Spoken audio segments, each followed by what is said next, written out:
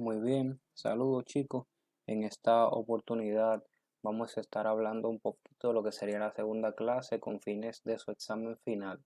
Recuerda que la primera parte es con relación a vías urinarias y ya por lo demás sería hablar propiamente de los órganos que se encuentran a nivel de la pelvis y el periné, que corresponden a los genitales. En esta primera parte de la segunda clase vamos a hablar un poquito de lo que serían los genitales internos, comenzando por los genitales internos masculinos. Aquí tendríamos una lista que incluye a todas las estructuras que forman parte de dicho grupo, donde tenemos a los testículos, epidídimo, conducto deferente, conductos eyaculadores, vesículas seminales, próstatas y a las pequeñas glándulas bulbourethales que se sitúan inmediatamente inferior a las mismas. También se conocen como glándulas de Cooper. Vamos a comenzar hablando un poquito de lo que serían los testículos. Ya ustedes saben que los testículos son las gónadas masculinas, o sea, son aquellos órganos que se encargan principalmente de dos funciones básicas que serían una, la síntesis y liberación de hormonas sexuales, en este caso masculinas, donde tenemos principalmente la testosterona, y segundo, a la producción también y luego liberación a través de una serie de estructuras que vamos a conocer de lo que serían las células germinativas masculinas, o sea, los espermatozoides. Estos órganos, los testículos, ya ustedes saben que son órganos bilaterales, pares, que en la etapa adulta se encuentran, o más bien en la etapa postnatal, se ubican a nivel de la bolsa o saco escrotal. Entonces, tener pendiente, antes de comenzar propiamente con la anatomía del testículo, recordar que los testículos se originan de forma embriológica a nivel de la cavidad abdominal, pero que luego van a comenzar un descenso a través de lo que se denomina conducto inguinal hasta el saco escrotal, que es lo que se ve en esta imagen de acá. Recuerde que aquí tenemos una patología importante en relación con el descenso de los testículos, que es un fallo en el mismo. Un fallo en el descenso del testículo se conoce como criptorquidia y es una patología que se puede ver de forma uni o bilateral. Y en el caso de que sea de forma, bilateral, afectando, ya usted sabe, lo que sería la fertilidad masculina en ese caso.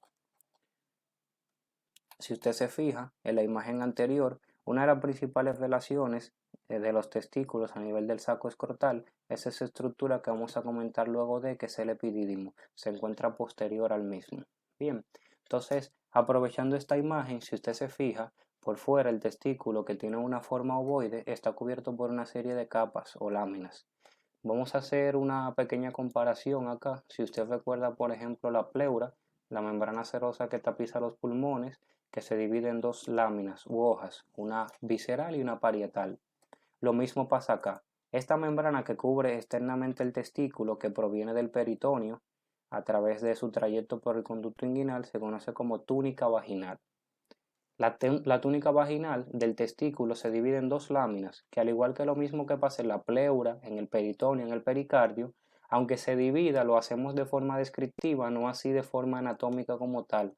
Recuerde que es una lámina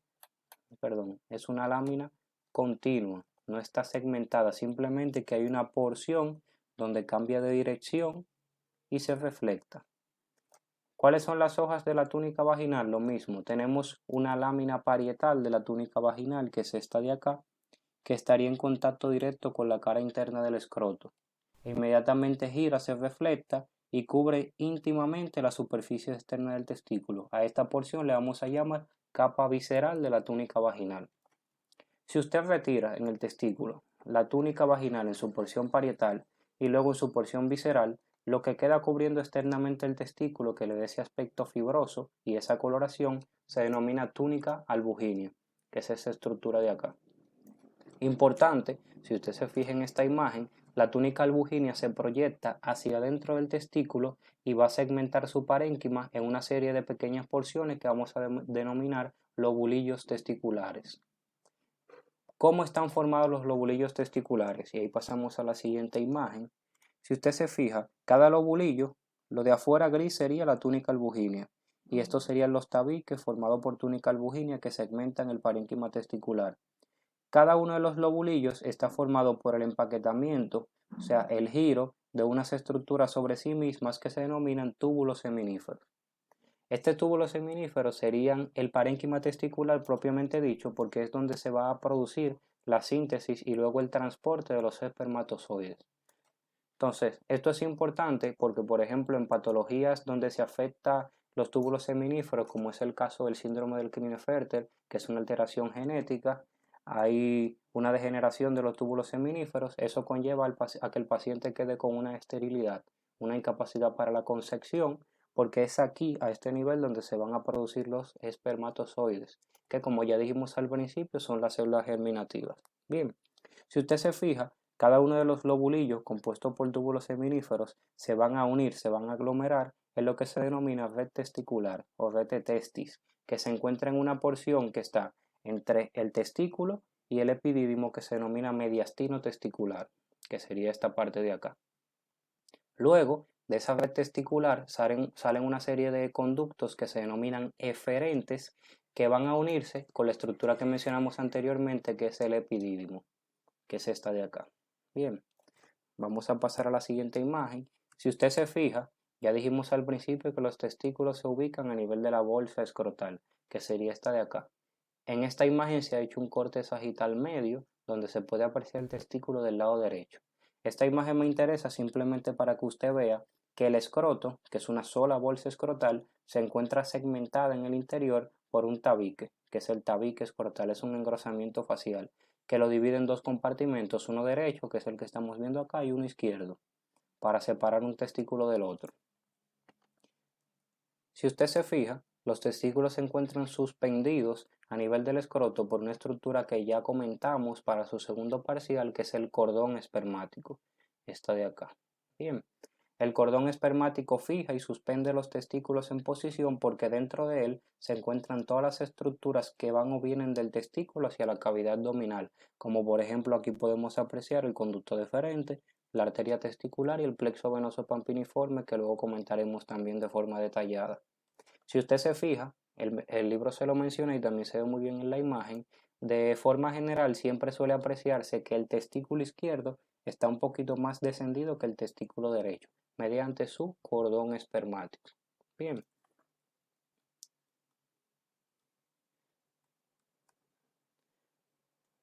Entonces, pasando a lo que sería el epidídimo, para luego comentar vascularización e inervación de forma conjunta, el epidídimo es un pequeño órgano que tiene un aspecto macizo, aunque está compuesto por una serie de túbulos, igual que el testículo. Se encuentra posterior al mismo y superior a él. Lo vamos a dividir en tres porciones, que serían una cabeza, un cuerpo y una cola. Y como continuación de la cola tendríamos acá el conducto deferente. Bien, ¿dónde se continúa el testículo con el epidídimo para hacer esa función de transporte de espermatozoides? Recuerde, mencionamos ahorita que a través de los conductos o conductillos eferentes que salen de la red testicular se dirigen hacia la cabeza del epidídimo.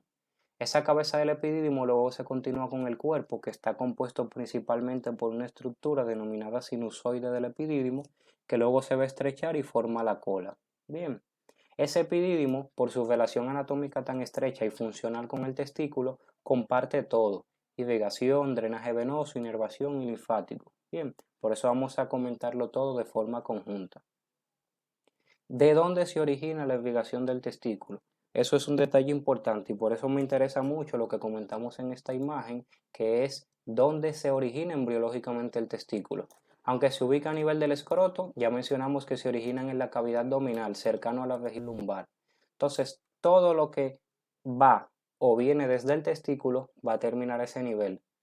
Por eso, aunque es un órgano que se ubica, vamos a decir que a nivel de el perine, es un órgano que está cercano a la superficie, aunque dentro del escroto, las estructuras vasculares se originan de la cavidad abdominal a nivel lumbar por su origen embriológico. Entonces, ¿de dónde viene la arteria testicular? La arteria testicular es una rama de la aorta abdominal. Recuerda, si como mencionábamos de la aorta torácica y abdominal, que sus ramas colaterales se dividían en tres grupos principales, que son ramas viscerales impares en el plano anterior, ahí veíamos al tronco celíaco, mesentérica superior e inferior.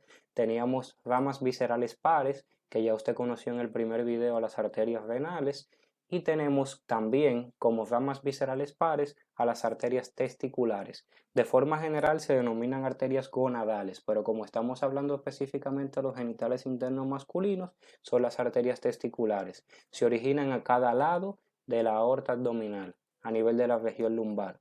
O sea que ya sabemos de dónde vienen. El drenaje venoso del testículo, se puede apreciar en esta imagen de acá, está dado por una serie de venas que en la mayoría de los casos son en número de 8 a 12, que se encuentran alrededor de la arteria y se denominan plexo venoso pampiniforme. Ese plexo venoso pampiniforme superiormente se va a unir esas 8 a 12 venas y van a formar la vena testicular. ¿Dónde drena la vena testicular? Bueno, eso es un detalle importante y eso va a depender de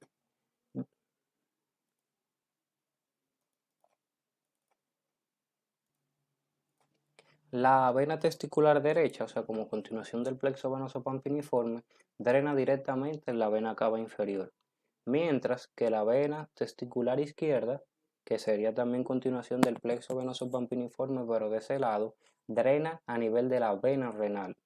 Eso es un detalle importante que usted debe tener en cuenta porque al momento de que se le pregunte, usted debe tener pendiente de si le están señalando el testículo izquierdo o derecho o directamente la vena testicular derecha o izquierda, porque ya usted sabe que aunque vienen del mismo lugar, tienen destinos diferentes. Repito, la vena testicular derecha drena a nivel de la vena cava inferior de forma directa, mientras que la vena testicular izquierda drena en la vena renal y ya posteriormente entonces la sangre igual llegaría a la vena cava inferior. Recuerde que todo lo que estamos mencionando es compartido para testículo y para el epidídimo. ¿Hacia dónde se va la linfa de testículo y epidídimo? Igual hacia la región lumbar, a un conjunto de nódulos linfáticos que se denominan lumbares, izquierdos y derechos. La inervación del testículo está dada por un plexo nervioso testicular que se encuentra alrededor de la arteria y que, como siempre hemos mencionado, como el sistema nervioso autónomo, tiene un componente simpático y un componente parasimpático. El componente simpático viene principalmente de los segmentos medulares de T10 y T11, mientras que lo parasimpático proviene de los nervios vagos. Recuerde que aunque está ya descendido a nivel del escroto, todo esto es por su origen embriológico a nivel de la cavidad abdominal. Entonces pasaríamos inmediatamente a lo que sería el conducto deferente. Vamos a aprovechar aquí esta misma imagen. Recuerde que el conducto deferente no es más que la continuación de la cola del epidídimo. Por lo tanto, la función de ese conducto deferente no sería más que el transporte de los espermatozoides. ¿Transporte de los espermatozoides hacia dónde? Vamos a verlo acá. Esta imagen, donde vamos a hablar del conducto deferente, es una vista posterior de la vejiga urinaria. Esto es vejiga urinaria. Aquí inferiormente tenemos la próstata, que ahorita también la veremos. Eso que usted ve aquí es conducto deferente. Y esa pequeña estructura de acá que está cortada es el uréter. Uréter izquierdo, recuerde que estamos en una vista posterior, uréter derecho. Si usted se fija, el conducto deferente, que tiene una relación posterior al testículo pero medial al epidídimo, asciende dentro del cordón espermático. De hecho, el libro le menciona que ese conducto deferente es el principal contenido del cordón espermático y que por su aspecto, por la estructura que está formada, tiene una pared fibromuscular bien gruesa, da el aspecto, la sensación como del cordón de un zapato. Entonces asciende, se introduce a la cavidad abdominal porque atraviesa anillo inguinal superficial, conducto inguinal, anillo inguinal profundo, se introduce a la cavidad abdominal. Su trayecto principal a nivel de la cavidad abdominal lo hace entre la pared y el peritoneo parietal. Y luego, cuando llega a la vejiga urinaria, se va a encontrar en relación con el uréter. Y para eso la imagen que pusimos acá. Fíjese que le pasa por encima a la desembocadura del uréter dentro de la vejiga urinaria. Y luego se proyecta hacia detrás y hacia el medio de la vejiga, en relación medial con esta estructura de acá que son las vesículas seminales. Fíjese que esta porción del conducto deferente se encuentra un poquito más ensanchada, más gruesa, y por eso se le denomina ampolla del conducto deferente. Sería la porción terminal. Esa ampolla del conducto deferente se encuentra medial a la vesícula seminal y posterior a la vejiga urinaria. Su porción más distal se une con la vesícula seminal y forman lo que se denomina conducto eyaculador, que también lo comentaremos un poco más adelante. Bien, ¿qué me interesa acá del conducto deferente? Recuerde esta relación con el uréter, es importante. Esta relación del conducto deferente con el uréter se asemeja mucho, en el caso de la mujer, a la relación de la arteria uterina con el uréter. Así como usted ve pasando acá el conducto deferente en su trayecto hacia detrás de la vejiga urinaria, lo mismo la hace la arteria uterina en el caso de la mujer. Aunque aquí en el del hombre la relación es un poquito menos significativa en cuanto a la correlación clínica, a diferencia de, por ejemplo, en el caso de la mujer, que durante cirugías del útero, por ejemplo, se va a realizar una histerectomía, se liga la arteria uterina y de forma iatrogénica a veces también se puede lesionar o ligar el uréter. Esta relación o correlación clínica no es tan evidente en el caso del hombre. Bien, entonces ese conducto deferente va a estar vascularizado por una arteria que llamamos igual arteria para el conducto deferente. ¿De dónde se origina la arteria para el conducto deferente? Es una colateral de la arteria vesical superior. En algunos casos también se puede originar de la arteria vesical inferior, pero su principal origen es la superior, para tenerlo pendiente.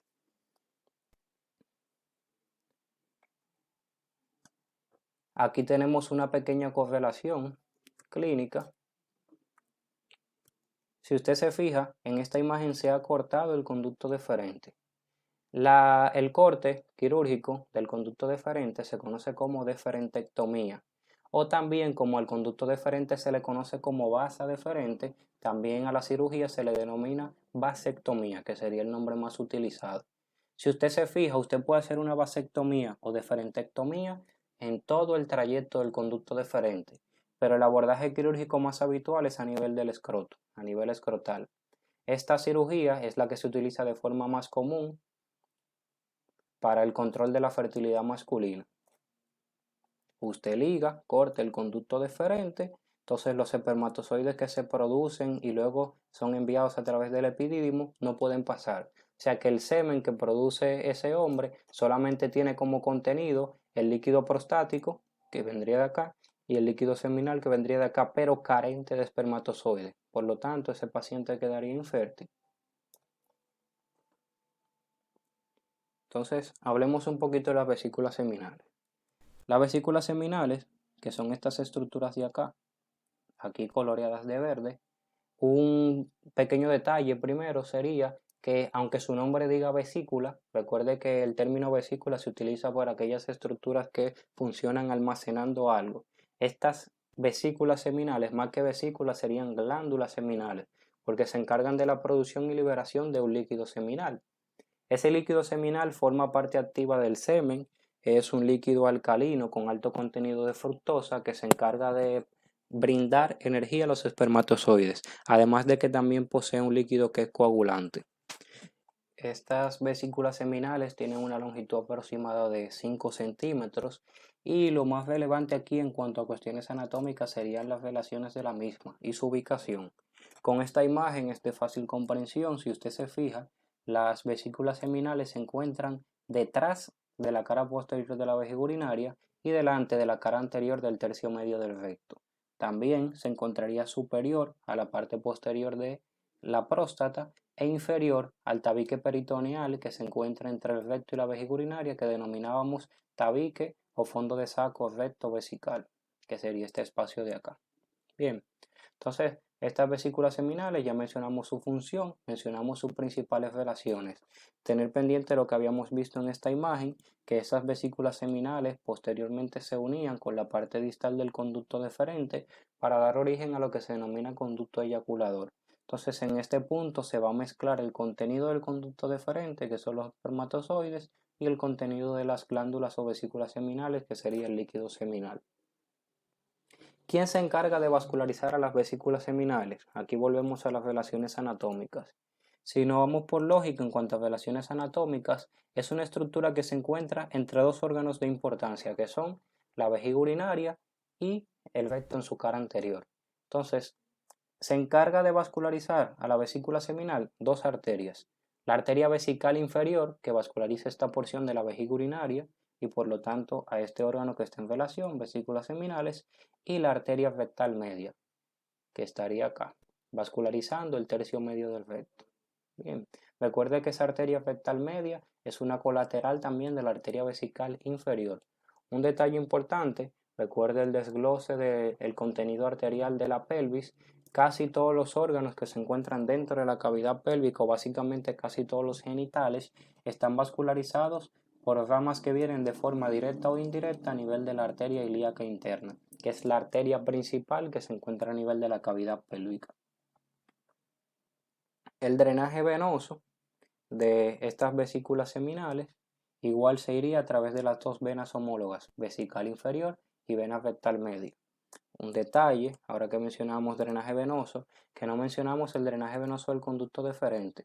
Ese drenaje venoso del conducto deferente se puede ir hacia el plexo venoso pampiniforme o directamente hacia la vena testicular, que se encontraría en una relación cercana. Vamos a hablar del conducto eyaculador. El conducto eyaculador tiene una longitud aproximada de 2.5 centímetros. Si usted se fija aquí en esta vista lateral, en este corte sagital medio, este es el pequeño conducto eyaculador. Se forma, recuerde, de la unión de la vesícula seminal con el conducto deferente. Atraviesa de forma oblicua en sentido anteroposterior a la próstata y desemboca dentro de la uretra. Esto es importante, por eso siempre mencionamos que los órganos o los aparatos urinario y genital masculino convergen a nivel de la uretra, específicamente a nivel de la uretra prostática. Vamos a dividir la uretra masculina en 4 porciones. Una uretra preprostática o intramural, que es esta pequeña de acá. Una uretra prostática, que es la que atraviesa la próstata. Una uretra membranosa, que es esta de acá. Y una uretra esponjosa o peneana, que es la que se encuentra dentro del cuerpo esponjoso del pene. ¿Dónde convergen? A nivel de la uretra prostática. Y lo vemos acá. Estos conductos eyaculadores, míralo acá, van a desembocar a nivel de la uretra prostática. Si usted se fija, en medio de la uretra prostática hay una pequeña elevación que se conoce como utrículo prostático, colículo seminal. Y ese colículo seminal tiene un pequeño orificio acá, una abertura, que es el utrículo prostático. Si usted se fija, inferior y a cada lado del utrículo prostático tenemos dos pequeños agujeros en forma de ranuras, que son los orificios de los conductos eyaculadores. O sea que aquí van a vertir su contenido dentro de la uretra prostática. ¿Cuál es el contenido? Espermatozoides, que viene a través del conducto deferente, y líquido seminal, que viene a través de la vesícula seminal. Perdón. Bien.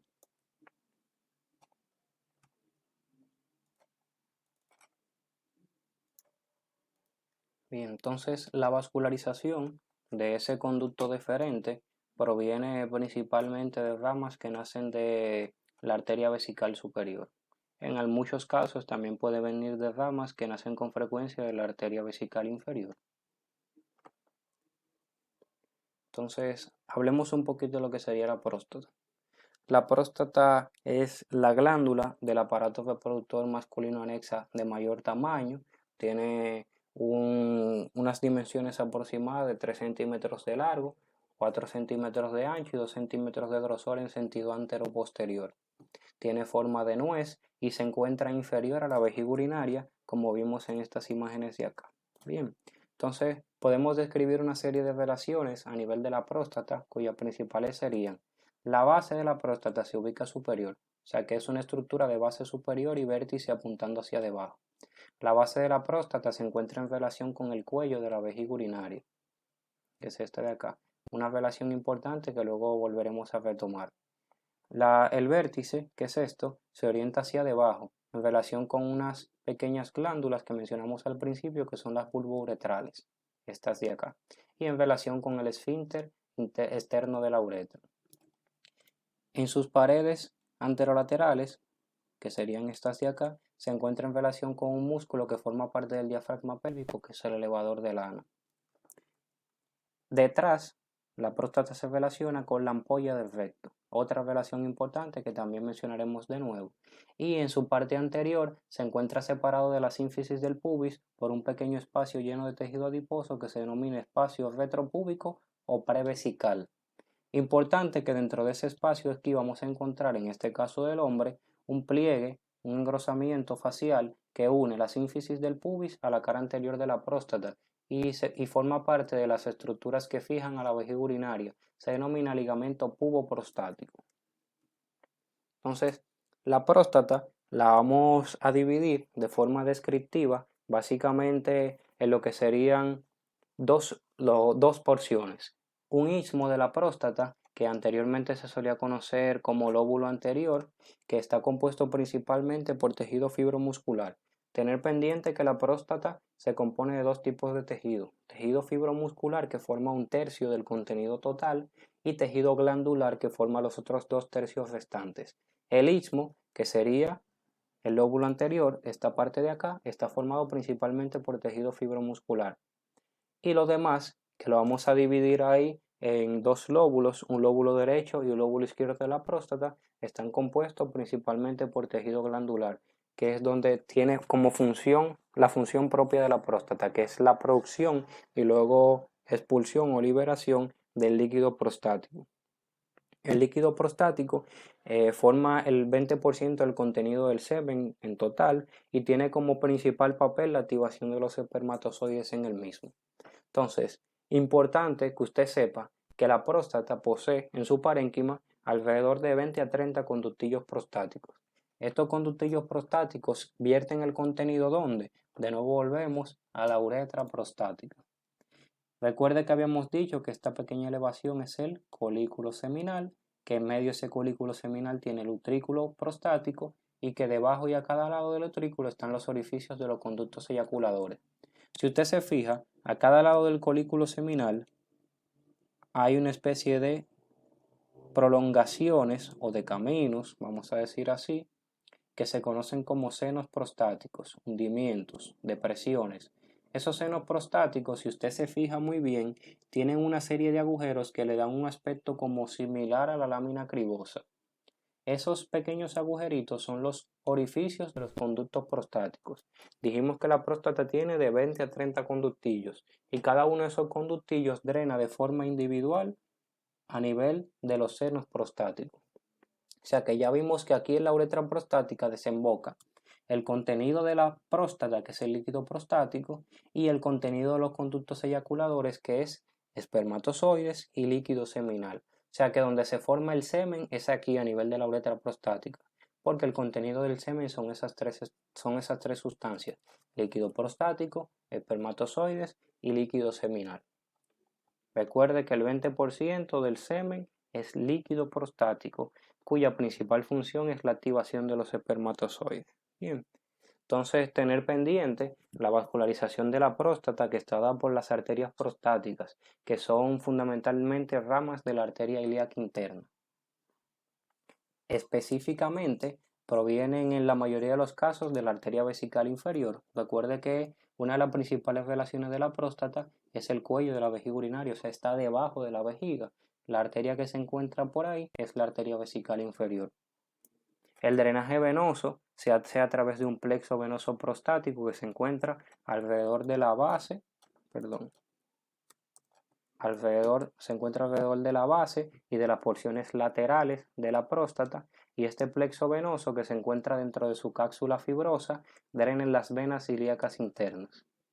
Tener pendiente que ese plexo venoso prostático se va a unir con el plexo venoso vesical hacia superior, hacia acá, y posteriormente, aunque aquí no se ve, se va a comunicar también con el plexo venoso vertebral interno. Es algo importante porque recuerde que las células cancerígenas pueden hacer metástasis no solamente a través de vía linfática, sino también a través del drenaje venoso. Entonces, una pequeña correlación clínica estaría acá. Recuerde que por la relación posterior de la próstata con la ampolla rectal tenemos un examen físico que es el tacto rectal de la próstata. Importante porque se evalúa la consistencia y el tamaño de la próstata, que nos pueden hablar de ciertas patologías. La relación de la próstata con la cara anterior de la ampolla rectal no es lo único importante durante este examen, sino también su relación superior con la vejiga urinaria. ¿Por qué? Facilita el procedimiento, o sea, el tacto rectal, cuando la vejiga urinaria se encuentra llena. porque si se encuentra llena desplaza un poquito hacia debajo la próstata y la mantiene fija en su posición, lo que facilita el procedimiento, o sea, facilita la palpación.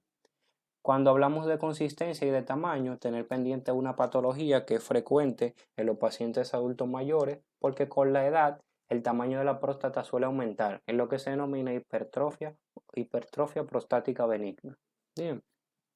Esa hipertrofia prostática benigna es un tamaño de la próstata no asociado a temas cancerígenos, pero que sí puede tener repercusiones en cuanto a clínica. Lo principal sería por la relación de la próstata con la uretra. ¿Qué pasa? Si hay un aumento de tamaño del parénquima de la estructura prostática, eso va a comprimir la uretra en su porción prostática, o sea, la porción que atraviesa la misma, dando como consecuencia una serie de signos clínicos, signos y síntomas clínicos, como por ejemplo lo que llamamos nicturia, que es un aumento en la cantidad de veces que el paciente va a orinar de noche. Tenemos disuria, que es un dolor durante la micción, durante el orinar, y tenemos lo que se denomina urgencia miccional, que el paciente tiene deseos de ir al baño de forma repentina. Todo esto por la compresión de la uretra prostática. Va a alterar el patrón miccional del paciente normal.